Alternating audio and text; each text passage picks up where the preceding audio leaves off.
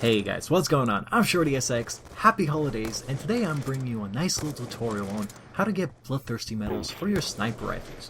Or, how to get streaks in general with your sniper rifle.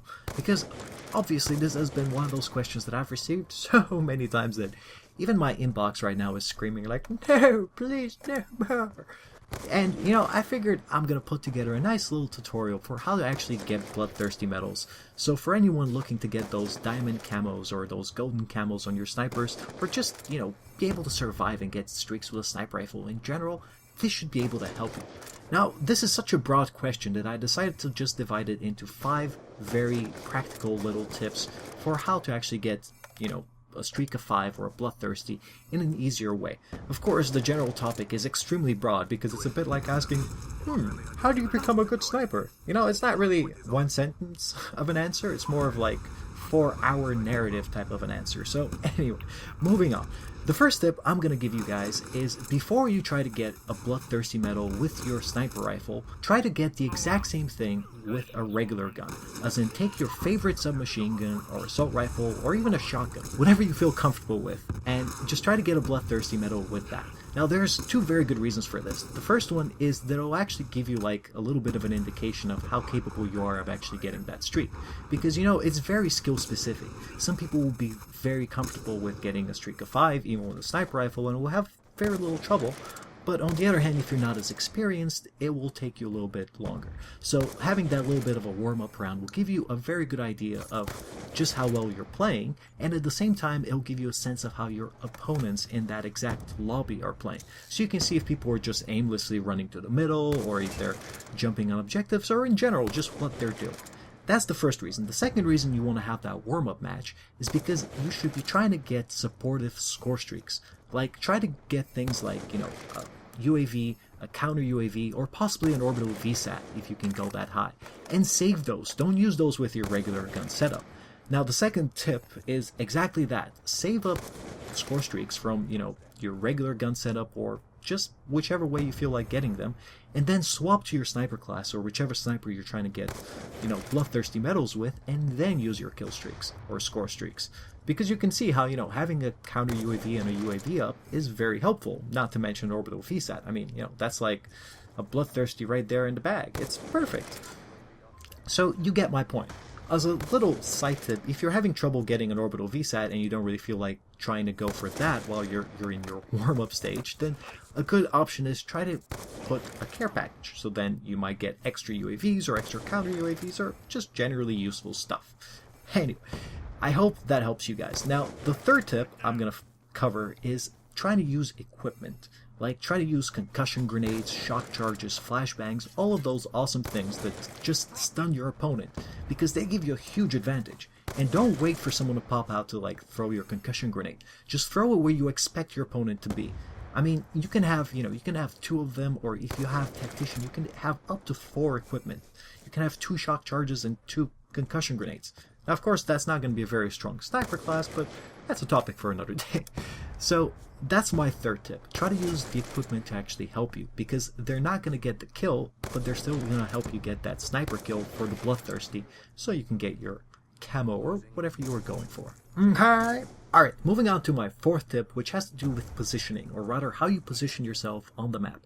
Now, this of course depends on what game mode you're playing or what map you're playing, but in general, you just need to always be thinking about your positioning or how to improve your positioning.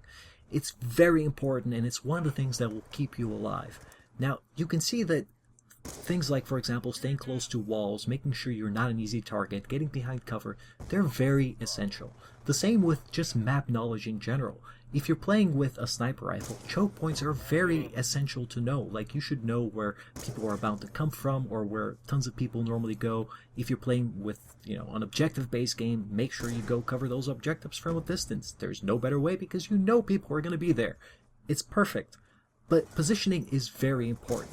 Now, it also kind of differs based on your skill level, because obviously if you know the entire map, you're going to feel a lot more comfortable just running around because you know what to expect. On the other hand, if you don't know the map perfectly, then you should be more careful and not turn corners quickly, because then you won't know where to expect the campers. And that's one big thing with positioning, is make sure you don't put yourself in harm's way.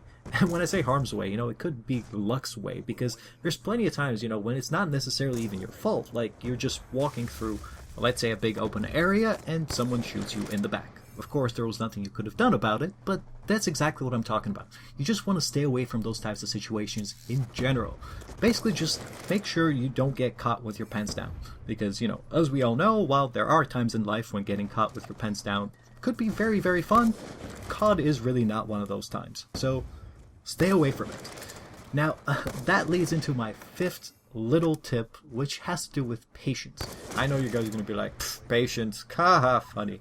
Especially if you're not that old and you think patience is something funny old people talk about.